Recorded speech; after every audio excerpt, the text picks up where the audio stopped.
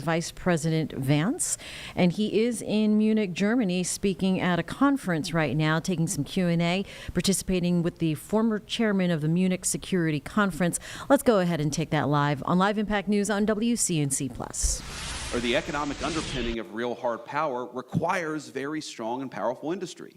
And so it's not just spending money, as important as that is, it's making sure that the same economic engine that powered first world living standards is actually geared towards producing, God forbid, weapons of war if those weapons of war are ever necessary. And so I think there's both an economic component to this that's completely divorced from the spending levels, and then of course there's the spending levels too. But we really want and we really care about Europe being self-sufficient. I gave an interview a couple of weeks ago where I actually tried to make the point that yes, we're going to have disagreements with Europe and Europe will have disagreements with us.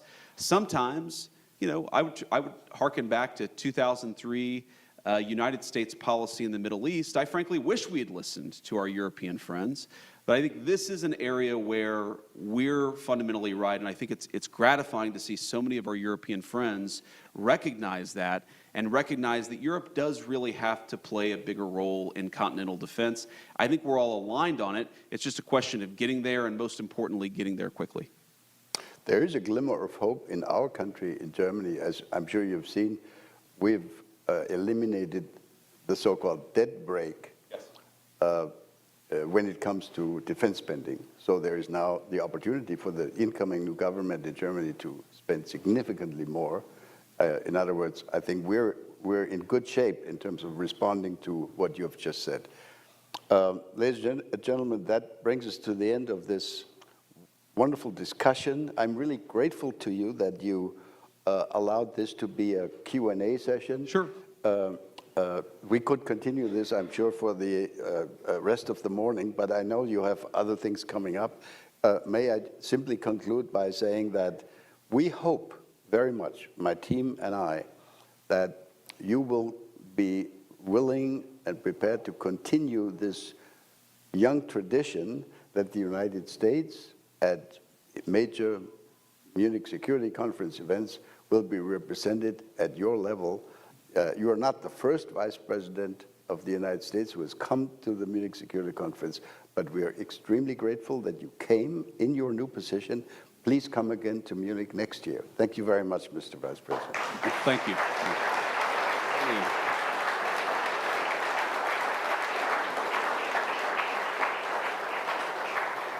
So if I may just say a few things in conclusion. First of all, I appreciate the kind words, and I appreciate the invitation back. I wasn't sure after February whether I'd get the invitation back, but it's good to know that it's still there. Well, we thought about it. Second of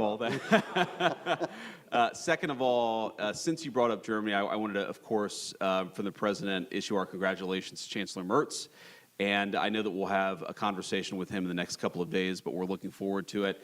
And the final point that I'd make is not to rehash what's in that document, but one of the things that I said in that speech that didn't get as much airplay, but I thought was just as important, is that everything that I said there applied as much to the previous American administration as it did any government in Europe. Oh.